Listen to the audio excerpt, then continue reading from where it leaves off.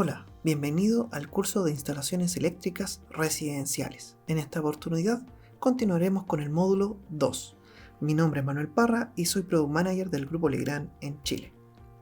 Bien, repasando el contenido, en el módulo anterior nosotros ya revisamos y explicamos el punto 1, 2, 3 y 4. En esta oportunidad trabajaremos el punto número 5, 6 y 7 y en el siguiente módulo hablaremos del punto 8, 9 y 10.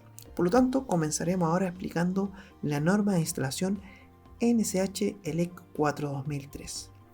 Como una introducción, tenemos que mencionar de que el organismo regulador es la Superintendencia de Electricidad y Combustible. Así como lo indicamos de que se nos obligaba a nosotros como fabricantes de producto eléctrico certificar nuestros productos, y los certificados ustedes los pueden obtener a través de nuestro sitio web. En este caso, para lo que es el cómo instalar o el manual del instalador, por decirlo de alguna forma, lo que es la norma, ustedes la pueden descargar desde el sitio web de la Superintendencia de Electricidad y Combustibles. En este sitio web ustedes pueden verificar los sellos que entrega la Superintendencia cuando se certifican los productos, se pueden buscar instaladores, pero en palabras generales acá se puede descargar esta norma de forma gratuita y para que puedan revisarla e interpretarla correctamente. El objetivo principal o 1.1 de la norma eléctrica de instalaciones dice que fija las condiciones mínimas de seguridad con el fin de salvaguardar a las personas que operan o hacen un uso de ellas y preservar el medio ambiente en el que han sido construidas. Si se dan cuenta, el objetivo principal vela por la seguridad de las personas, no necesariamente por la eficiencia, por la capacidad de ampliación, por lo tecnológica o por lo económico del proyecto.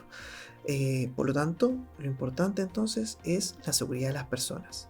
El punto 2 indica lo que acabo de mencionar, porque dice garantiza una instalación básicamente libre de riesgos, sin embargo no garantiza necesariamente la eficiencia, buen servicio, flexibilidad y facilidad de ampliación. Evidentemente, si queremos proyectar una instalación inteligente, eficiente, flexible, tecnológica, etcétera, eso ya va a estar en manos de la propuesta del proyectista, de trabajar con nosotros, con Legrand, Betichino, ¿cierto?, para asegurar la seguridad y la calidad, pero son variantes de valor, evidentemente, que se entregan para los proyectos residenciales. Sin embargo, la norma lo que fija es la base y es lo fundamental, evidentemente, la seguridad a las personas. Un punto importante es que esta norma está hecha para ser aplicada e interpretada por profesionales especializados. Aquí recalco lo que expliqué en el módulo anterior, ¿cierto? De que así como existe la norma de los productos, la norma de instalación, también existen personas calificadas que tienen el carnet de la superintendencia, que están válidas para desarrollar o proyectar proyectos y supervisar e instalar proyectos eléctricos. Bien, revisando algunos puntos dentro de los conceptos generales de lo que es la norma, no es menor entender la diferencia entre aparato y artefacto. Se va a definir como aparato el elemento de la instalación destinado a controlar el paso de la energía eléctrica. Aparato, por lo tanto, podría ser fácilmente un interruptor. Se define también en la norma el artefacto como el elemento fijo o portátil, parte de una instalación que consume energía eléctrica. Acá hay una diferencia. El artefacto entonces viene siendo la carga eléctrica. ¿Por qué aclaramos este punto? En reiteradas oportunidades se me ha preguntado, por ejemplo, por la condición que tienen que cumplir los interruptores que se instalen al interior de un baño, donde normalmente hay vapor, hay humedad. Entonces la norma en algún punto define que esos artefactos tienen que tener un grado de protección IP, índice de protección, a los agentes líquidos y sólidos. Entonces, normalmente ahí me preguntan cuál es el índice IP o de nuestros aparatos, pero es principalmente porque existe la confusión respecto al artefacto, ¿sí? Se define un grado de protección para artefactos que es distinto al de los aparatos. Así que por eso es importante, dentro de los conceptos generales en esta norma, entender primero que todo las definiciones. Quiero destacar que en esta norma, como lo mencioné anteriormente, se definen, por ejemplo, los colores de los cables. Es claro el color de tierra, que puede ser verde o verde amarillo, el conductor neutro, que es solo blanco, por lo menos en Chile, y los conductores de fase o corriente eléctrica o línea tienen que ser o rojo o azul o negro. También dentro de los conceptos generales se define canalización como el conjunto formado por conductor eléctrico y los accesorios que aseguran su fijación y protección mecánica. Esto no es menor porque muchas veces cuando se define canalización, ya sea en ductos o en la moldura Legrand, muchos omiten ciertos accesorios, las puntas de los tubos, las uniones, las coplas, las tapas, los ángulos interiores, exteriores, con un fin principalmente que es economizar en los productos o en la compra de artefactos. Pero aquí vemos de que la norma define canalización como los elementos que aseguran su fijación. Por lo tanto, no es menor tener que considerar todos los elementos que se necesitan para armar la estructura de la canalización. También se define lo que es sobrecarga. Bueno, esto es parte de lo que se explica también en el curso de evaluación de cortocircuito. Sobrecarga principalmente corresponde al aumento de la potencia o corriente absorbida por un artefacto más allá de su valor nominal. ¿Se dan cuenta que nombra la palabra artefacto que ya definimos anteriormente? También dentro de las exigencias generales se habla de que un proyecto tiene que estar o deberá asegurar que la instalación no representa riesgo para el operario y el usuario final. También el punto 5.03 define que toda instalación debe ser proyectada y ejecutada bajo supervisión directa de un instalador electricista autorizado. Bueno, es lo que hemos ido explicando en todo momento, tratando de ser súper responsable con la información que entregamos.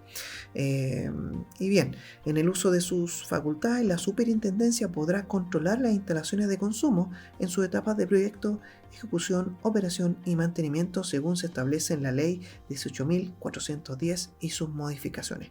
Bueno, a eso nos referimos, de que principalmente se trata de elegir productos que representen calidad, seguridad y que estén certificados como los productos de Legrand y Ticino. Se trata de hacer y proyectar la instalación conforme a lo que dice la superintendencia y se trata de que personal calificado esté ejecutando esta obra. En ese sentido, si la superintendencia en algún minuto decide ir a supervisar cualquiera de estas etapas, podemos estar tranquilos de que estamos todos trabajando en línea bajo el fin común que establece la superintendencia para un proyecto residencial. Respecto a las uniones y derivaciones, podemos decir que toda unión o derivación o alimentación de artefactos se debe hacer en una caja. Eso significa que no se puede hacer una unión cableada, por ejemplo, dentro del tramo del ducto. Define también que las uniones y derivaciones que sea necesario hacer en los conductores de un circuito de alumbrado se ejecutarán siempre dentro de las cajas. No se permite hacer la alimentación denominada de centro a centro sin cajas de derivación.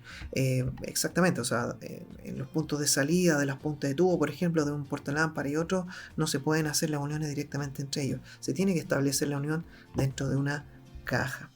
El punto 1102.4 dice respecto a las exigencias de instalación que los interruptores tienen que instalarse en puntos fácilmente accesibles y su altura de montaje estará comprendida entre 0.8 metros y 1.4 metros, medida desde su punto más bajo sobre el nivel del piso terminado. Bien, aquí se fija entonces la altura en la cual puede ser instalado un interruptor. Tiene sentido, evidentemente, para la altura promedio de una persona. Respecto a los enchufes, se instalarán en puntos fácilmente accesibles también y su altura de montaje estará comprendida entre los 20 centímetros y 80 centímetros o 0.8 metros medidos como se indica en el punto anterior, o sea, la referencia del piso.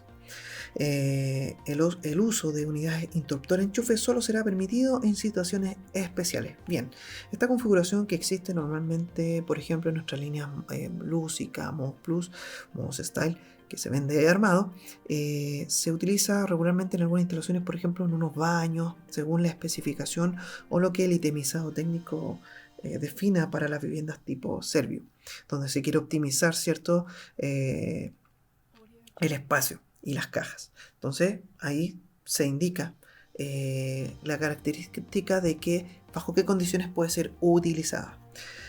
El punto 11 final dice: se proyectará un enchufe no comandado por cada 9 metros de perímetro o fracción en cada habitación. Claro, si bien es cierto existe un estudio de potencia para instalar los enchufes o las tomas, es importante señalar de que también cada cierto perímetro se permite instalar. No se pueden colocar tan juntos los puntos o las tomas.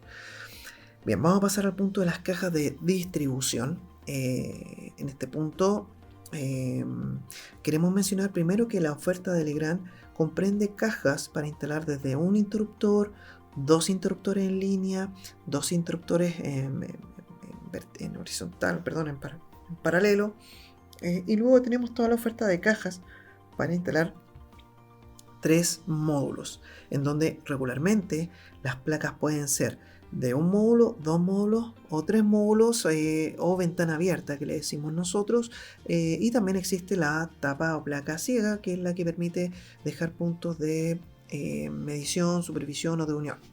Independientemente de la modularidad que se requiera para el proyecto, en este punto queremos explicar un poco el concepto de las cajas, dado que no existe un estándar de color por las cajas, pero sí las que ofrece Betichino, la naranja, la amarilla o la negra tienen ciertas características. En primer lugar, las cajas naranjas, representan una caja para instalar en tabiques, dado que tienen una profundidad menor, en comparación con la caja amarilla, que es para ladrillo regularmente. Acá vemos como la amarilla ofrece, ¿cierto?, un espacio interior mucho más holgado, y es principalmente porque en este tipo de instalaciones o de proyectos se requieren instalar ciertos productos más avanzados como dimmers, como cargadores USB, que requieren quizá un espacio de cableado mayor dado el módulo.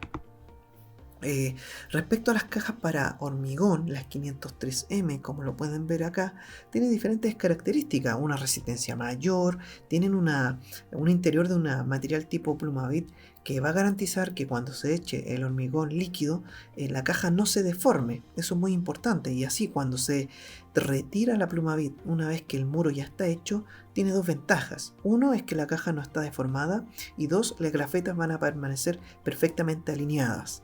Las grafetas son estos puntos metálicos que están en los extremos de la caja, que es donde se inserta el tornillo luego al momento de poner el soporte.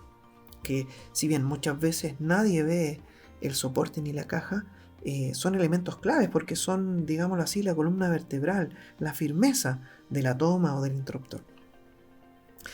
Bien, entre las características de nuestras cajas, como ya lo dije, la naranja entonces poca profundidad, son cajas más blandas porque son para tabique, permiten ser clavadas directamente. Tenemos la caja estándar, la amarilla, que tiene una mayor profundidad, esta es la que más recomiendo yo para uso, y la caja para hormigón. Destacamos estos puntos que son de mayor capacidad para el cableado, que son hechas de policarbonato, por lo tanto en general ofrecen una mayor resistencia mecánica a los esfuerzos. Hace muy poco tiempo tuvimos que recertificar las cajas y por lo tanto aprobamos estas nuevas exigencias de resistencia y comportamiento. Destacamos las grafetas metálicas, como ya lo mencioné, ¿cierto?, que están alineadas, que son resistentes para el soporte, y evidentemente todas estas características van a ayudar a que la instalación se ejecute de forma mucho más rápida y optimizada. Respecto a la modularidad de las placas, de las cajas, hay que explicar de que así como tenemos cajas de 1, 2 y 3 módulos, como lo indiqué anteriormente, luego también podemos tener de mayor capacidad, de 4 módulos, de 6 o 7 módulos y de 6 módulos. ¿Por qué? Porque de pronto existen lugares como pasillos, auditorios, donde se requiere encender más que un interruptor de 3 comandos, sino que 6 comandos, y por lo tanto un instalador que no conozca estas características, lo que va a hacer va a especificar 2 cajas. Entonces en el muro vamos a ver 2 cajas instaladas en paralelo, situación que es un poco más complicada en costo, en la maniobra de instalar.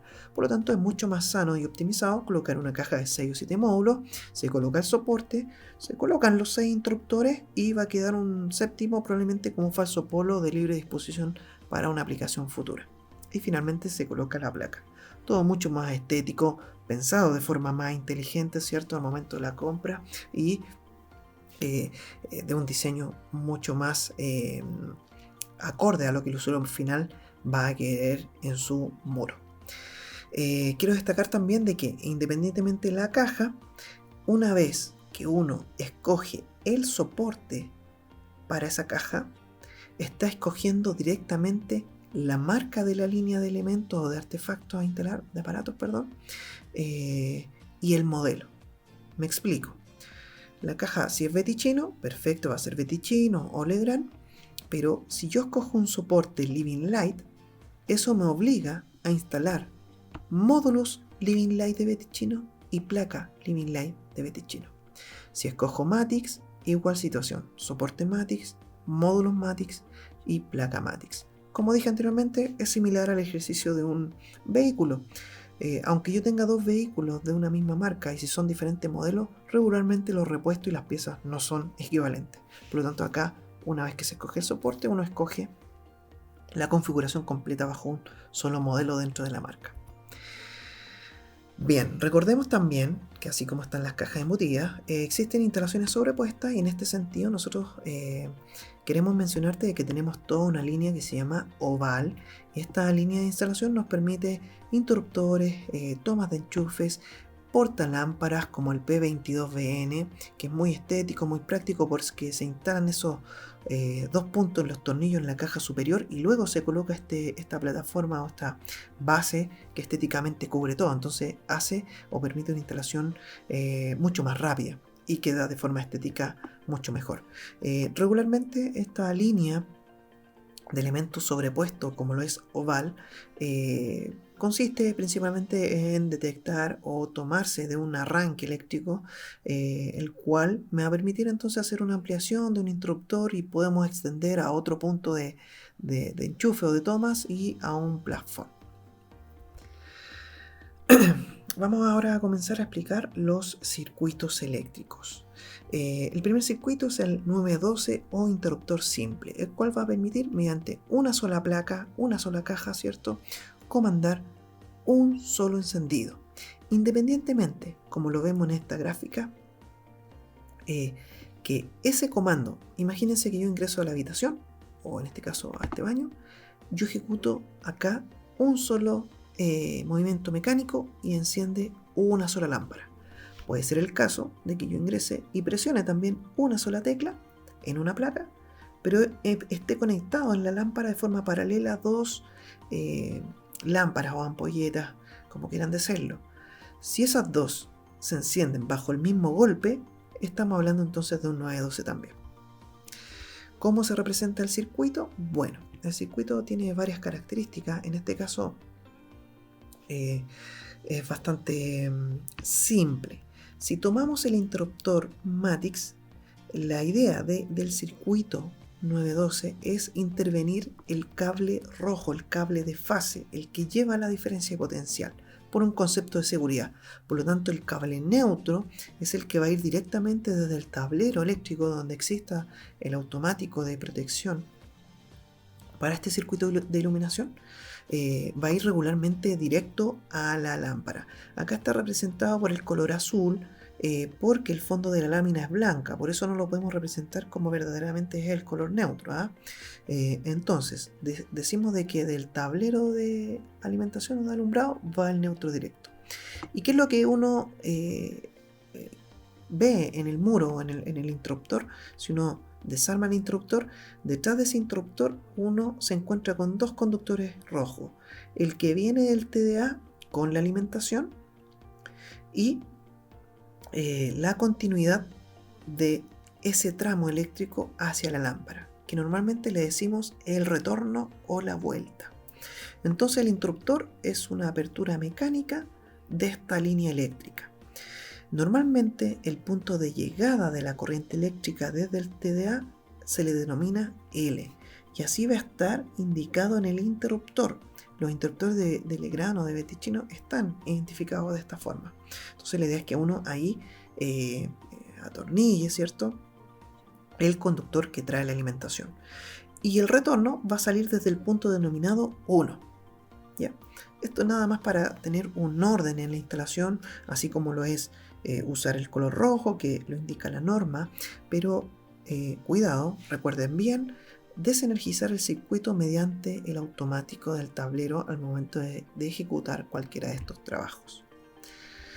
Es así como al momento de presionar entonces se cierra el circuito y se va a iluminar. Ahí se cierra, digamos, como lo dije, el circuito. Viene la corriente, continúa su tramo, genera el trabajo y tiene el retorno mediante el cable neutro para cerrar el circuito. Quiero mencionar algunos aspectos importantes del interruptor simple. En este sentido, el interruptor 912, como lo pueden ver acá mediante otro esquema, consiste en un sistema interno que tiene un balancín, tiene contactos mecánicos. Todo esto tiene que estar garantizado y Beticino trabaja con diferentes elementos tecnológicos, por supuesto, en Italia, para dar garantías de que el producto está conforme a la regulación. En este caso, bajo la IEC 60669-1, también obtiene reconocimientos de calidad italiana, y es ahí donde se le hacen todos los ensayos para garantizar de que este interruptor, primero, esté libre de riesgo para el operario y segundo, responda a su vida útil. No es menor de que aquí, cuando se genera la apertura y cierre, se genera un arco eléctrico. Por lo tanto, ese arco eléctrico tiene que ser amagado de forma rápida, segura. Aunque son instantes muy pequeños, si es una chispa, lo que sea, puede generar una alta temperatura. Es por ello que destacamos las propiedades con las cuales fue construido el interruptor o los interruptores de Beticino. Un dato importante acá es cómo nosotros damos señales muy útiles, muy prácticas al instalador respecto al interruptor. Quizás esto es un elemento muy trivial, muy simple de entender en cuanto a su conexionado, pero por detrás es uno de los elementos que está en su mayoría distribuidos en la casa junto con las tomas eléctricas. Por lo tanto, tiene que ser robusto, tiene que estar bien pensado.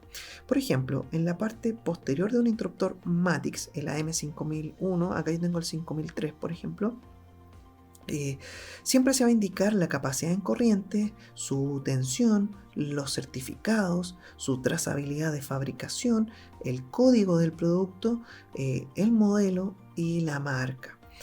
Quiero destacar que acá, si logran apreciar bien, se indica 16 AX, 16 amperes de capacidad, pero que tenga la X como complemento significa de que está capacitado para recibir esos 16 amperes para una carga inductiva, lo cual no es menor. Hoy día tenemos cargas con balas electrónicos, como son los equipos, bueno, antiguamente los equipos fluorescentes, hoy día las cargas LED, que tienen fuentes conmutadas o inductivas.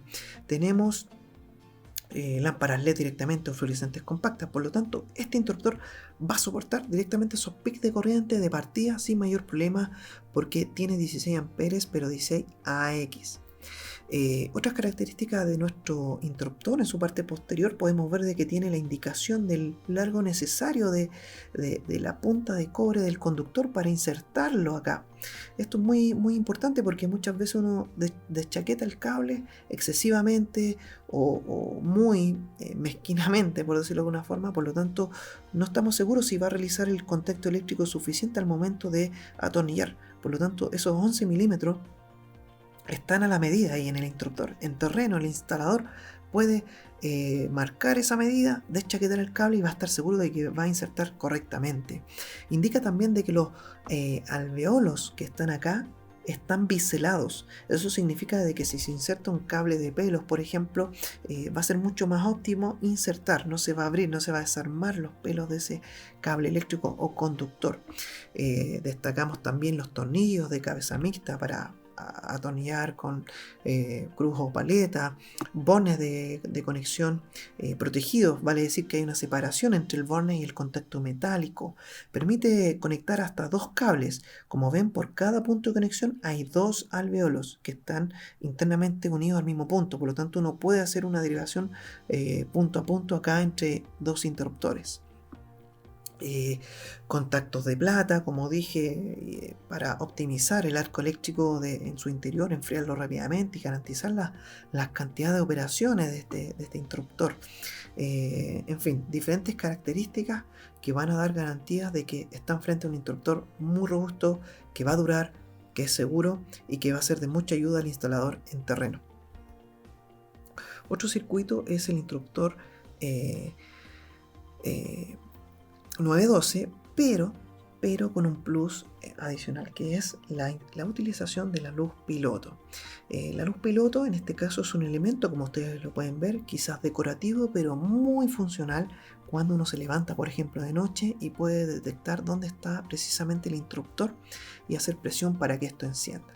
La luz piloto se comercializa en función de la línea. Si es Living Now, ustedes compran la luz piloto conforme al interruptor, si es Living Light, si es Matix o si es modo Style, por ejemplo. ¿Cómo se inserta? Regularmente en la parte posterior de los interruptores existe una ventana para insertar esta luz piloto y el cableado se puede hacer ahí mismo, sobre el interruptor. Pero hay que tener la siguiente consideración. Si la lámpara que van a utilizar es una lámpara incandescente o 100% resistiva, la conexión de la luz piloto es así. Se inserta un pin en la línea L o en el punto L en conjunto con el alimentador y el retorno va el otro extremo de los dos cables que tiene la luz piloto. Acá donde se indica el símbolo LED, aquí se inserta la luz piloto. Por lo tanto, lo que genera esto es que cuando la lámpara está apagada, la luz piloto va a estar encendida. Evidentemente la sala va a estar apagada.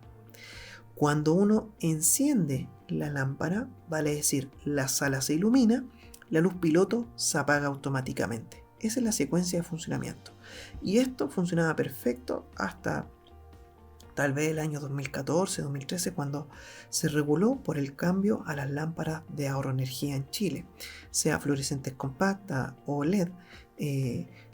Ya no se comercializan mucho las lámparas incandescentes. Por lo tanto, hay que tener cuidado porque estas lámparas de última generación, como las fluorescentes compactas o las lámparas LED, tienen un transformador interior en su base, acá, en esa base. Y eso significa de que la luz piloto no puede trabajar bajo la configuración tradicional porque podría generar un parpadeo y ese parpadeo puede ser bastante molesto.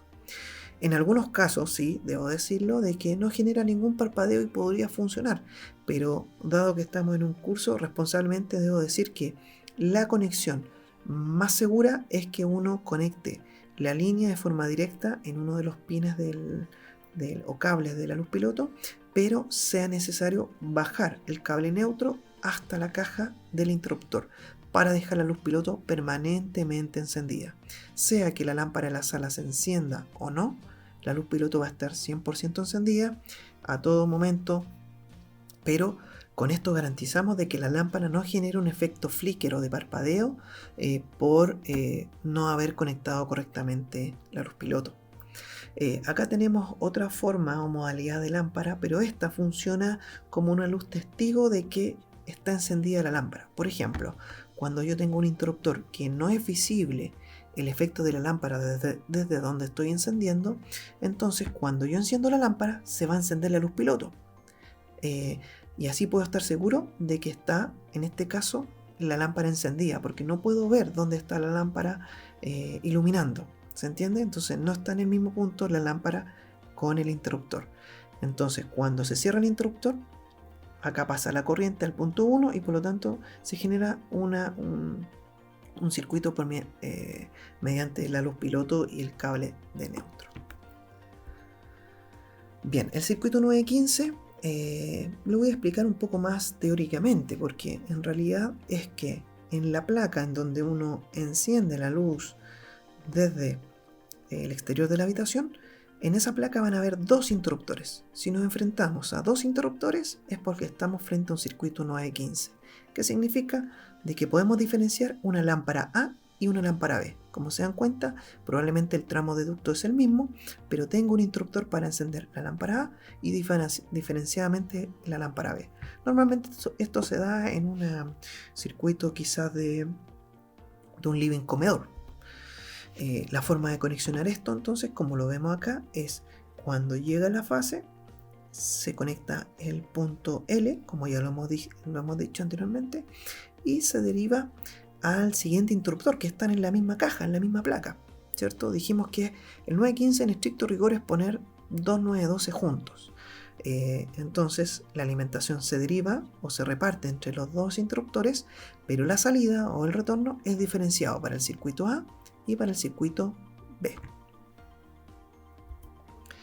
Ahí colocamos el cierre estéticamente con la placa. Nosotros tenemos interruptores de un módulo o de módulo y medio para hacer mucho más estética la terminación de un 915 en la línea Matix.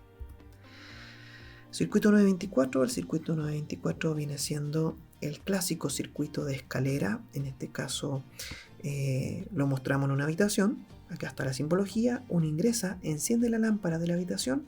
Luego uno se puede recostar y sin tener que levantarse nuevamente para apagar la lámpara, uno puede apagar la lámpara desde el costado. Entonces se puede encender o apagar desde dos puntos distintos, dos interruptores distintos, encendemos y apagamos la misma lámpara. Ese es el circuito 924. ¿Cómo se conecta o cómo funciona esta cosa?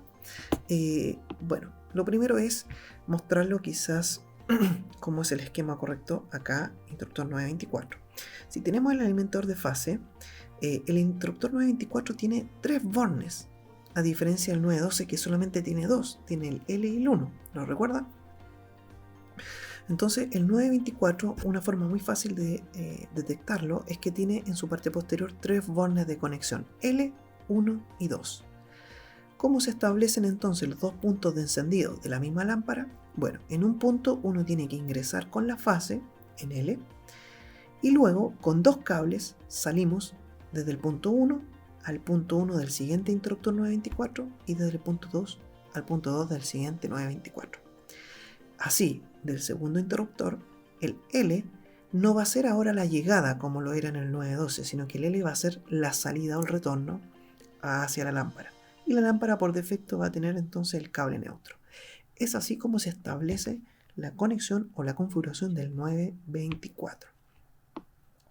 Visto de una forma quizás más ordenada desde el punto de vista del cableado. Repito, fase ingresa en L, conectamos 1 con 1 y 2 con 2 en cada interruptor. Y del segundo L vamos a la lámpara.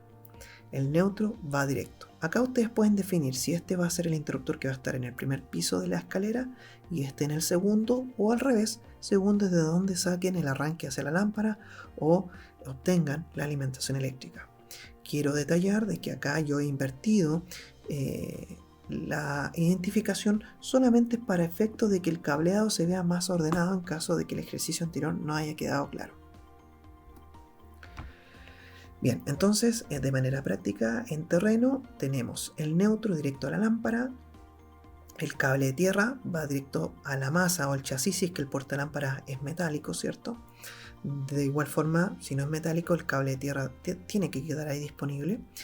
Y el cable de corriente, el de fase, viene al primer interruptor en L, van dos cables, 1 y 2, hacia 1 y 2 del segundo interruptor y salimos de L como retorno hacia el 924. Interruptor multipunto o de cruzamiento.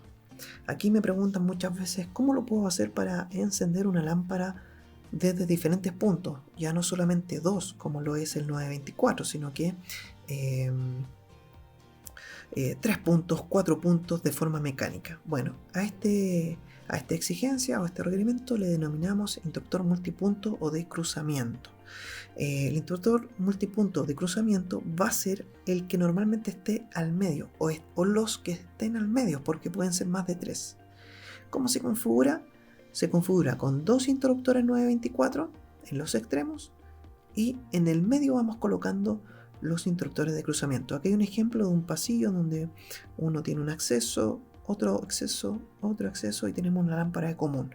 Por lo tanto, de cualquier puerta que uno abra e ingrese puede encender la misma lámpara. Cableadamente, ¿cómo sería este ejercicio? Bueno, llegamos con el cable de fase al primer 924. Ya dije ya que la estructura es similar a la del 924. Llegamos a L, 1 y 2, pero En el medio vamos a colocar el de cruzamiento.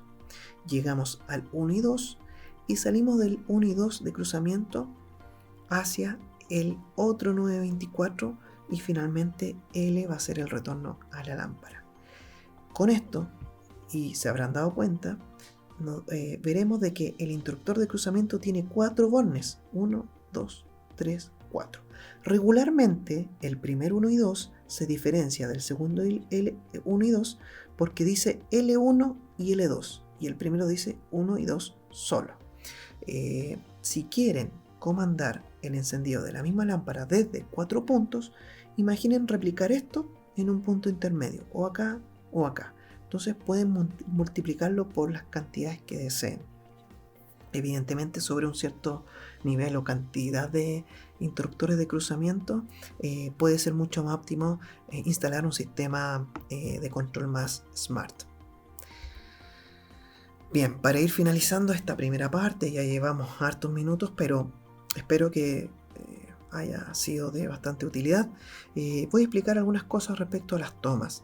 La verdad es que la aplicación de la instalación de una toma de enchufe no es difícil porque entendemos de que en sus bornes en el medio va, como ya lo dije anteriormente, el cable de tierra de protección y en los extremos se va a definir el cable blanco, que es el neutro, y en el otro extremo se coloca el cable de fase, el cable rojo o el cable negro o el cable azul. No existe una regulación respecto a que el cable rojo vaya arriba o el cable blanco vaya abajo. No, lo importante acá es que el cable de tierra siempre vaya al medio. ¿Ya? Queremos destacar que nuestras tomas también pasan un proceso muy exhaustivo de control, de regulación, de fabricación y puntualmente porque cumplimos la exigencia local de tener los alveolos protegidos para que nadie inserte por error o por accidente algún elemento mecánico y corra el riesgo de ser electrocutado. Es muy importante entender la configuración de una toma eléctrica. Creo que lo más fácil es conectarlo directamente. De hecho, tiene en la parte posterior la señalética de tierra el alveolo del medio. Pero hay que entender de que, por ejemplo, regularmente el cable de tierra, que es el cable de protección, no constituye que tenga un alveolo de seguridad, porque ahí no hay riesgo. Sí, los extremos, porque no sabemos en cuál está el conductor de fase, y para que la toma, el macho en este caso, pueda insertarse, tiene que tener presión ambos extremos y así se habilita. Entonces así evitamos el riesgo de que un niño pueda insertar algún elemento metálico por accidente. Entonces es bastante inteligente este tema de la toma y como una consideración, siempre al momento de insertar la toma, el primer elemento en contacto es el punto de tierra, por seguridad. Y el último, por lo tanto, al retirar la toma va a ser el cable de tierra. En este caso destacamos de que estamos hablando de una toma bipaso. Muchos no conocen este concepto, pero es la toma que permite insertar machos de 10 amperes o de 16, porque tiene como un doble alveolo, más pequeño en el centro y un poco más grande en los extremos, para que permita entonces la capacidad de 10 o de 16 amperes. Acá te mostramos entonces, a modo de resumen, la propuesta de tomas que Legrand tiene o Betichino tiene para ti en sus líneas, en este caso línea Matix, la toma de 10 A, la toma bipaso, toma Chuco, que esta es solamente de 16 A, y toma de 3 toma de 3 unidades en línea preconectadas. ¿Eso qué significa? Para que se entienda mejor. Lo vamos a ver en la siguiente imagen. Por ejemplo, Modus Style, Lucica, Matix tienen tomas de enchufe precableadas, porque regularmente estas 3 tomas, si yo las conecto individuales, tengo que hacer los puentes por atrás. Eso toma tiempo, eso no siempre alguien está supervisando de que el eléctrico lo haga correctamente, ¿cierto? Y además la norma pide de que al interior de una caja se establezca o se dejen 15 centímetros de cable. Eso es norma, por lo tanto desde la llegada del tubo hasta la conexión tienen que haber siempre un chicote de 15 centímetros de cable. Si consideramos la caja de tabique más pequeña, dejar esos 15 centímetros de cable puede ser muy complicado si tenemos las 3 tomas con los puentes. Es por eso que se facilita la instalación y Legrand o Betichino de la entrega para llegar a conectar directamente. A la vista lateral, como se dan cuenta, se optimiza demasiado el cableado y aquí podemos alojar con facilidad y cerrar la toma doble o triple preconectada. Mucho más rápida. Como dice aquí, las tomas triples y dobles permiten garantizar el correcto alojamiento de los 15 centímetros de cable al interior de la caja para tabiquería, respetando la exigencia de instalación local del SEC. Y junto con eso arrastra, ¿cierto?, mayor rapidez y seguridad para las construcciones con tabiques delgados, porque normalmente ahí es donde se instalan estas líneas. Para finalizar, quiero comentar de que tenemos la toma Chuco universal. ¿Qué significa la toma Chuco universal? Bueno, de pronto en las cocinas, en las logias, se requieren algunas cargas más fuertes como hornos, como lavadoras, como, qué sé yo, secadoras. Por lo tanto, quizás una toma múltiple que permite 10 amperes, 16 amperes, Chuco, porque tiene ahí el círculo perfecto para Chuco, o la toma de 16 patas en línea, se dan cuenta que tiene los extremos. Esta toma cumple o va a permitir colocar cualquiera de estos estándares que están en el costado. O sea, es multifuncional, es una propuesta inteligente para no poner una y otra y dejar al usuario un poco limitado de la toma Chuco versus una toma de 10 o de 10-16. Bueno, para finalizar, espero haber explicado correctamente los diferentes puntos, que haya sido de bastante utilidad la información entregada, siempre desde un punto de vista muy responsable. Con esto finalizo el módulo 2 y te espero en el módulo 3. Hasta luego.